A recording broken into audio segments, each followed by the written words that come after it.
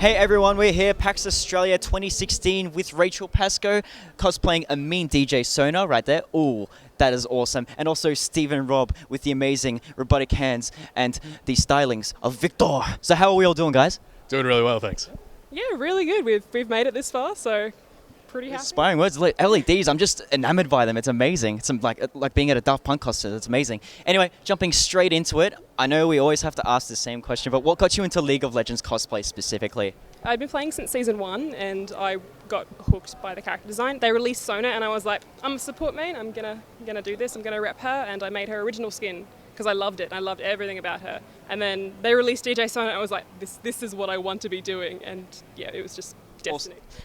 Also, the character loyalty is fairly admirable as well. Since season 1, that's amazing. And how about yourself, Stephen?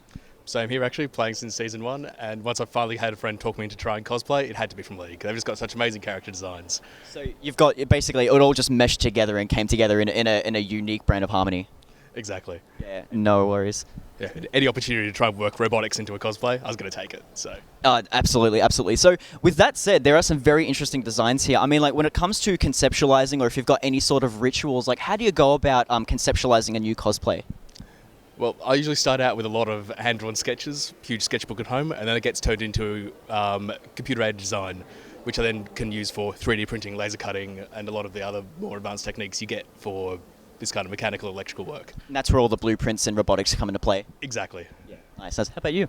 I spent a lot of time sketching and taking screenshots of the characters, and then when I start making things, I just do lots and lots of versions of them. Like I sewed the suit 3 times, and then I cut it up and I drew all over it, sewed it again with new fabric, and it's just lots of trial and error, lots of just gathering resources and going, really. So like, a lot of like ripping character assets, yes. And hopping on Tumblr for all the fan art and everything. Maybe not all the fan art, but yes. No problems. I know which ones we're talking about. The questionable ones we'll leave out of there. But anyway, when it all comes down to the cosplay community in general as well, I know like with cosplay, especially like with a certain few costumes that might leave very little to the imagination, it can be quite daunting. Is there like any advice on how to overcome, just like if you're a very shy, timid person or anything like that? I'm actually a very anxious and nervous person, so it speaks really loudly to me to hear this kind of question. Putting cosplay on gives me the chance to be somebody else. I get to go out and be DJ Sona. I'm feeling really good today. I feel really great embracing the things that I love and being around people that have the same culture. So just, you can do it if you want to. Like it's worth getting out and trying it because it's fun and the community is amazing and really welcoming.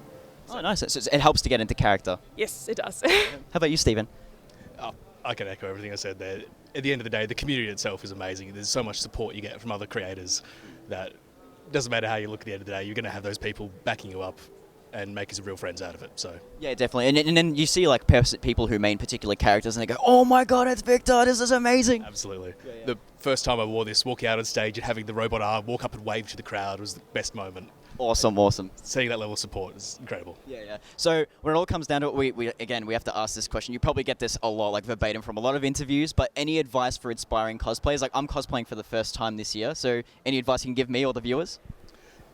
Go into it trying to learn something new. If you attempt your first thing expecting you're going to make it perfect, you're just going to be disappointed. But if you go for it, bite off more than you can chew, learn as much as you can, and you iterate piece by piece, and you're going to end up with something amazing at the end of it. Just go that extra step. Just give it a try, and I reckon you'll be able to do something amazing. Rachel?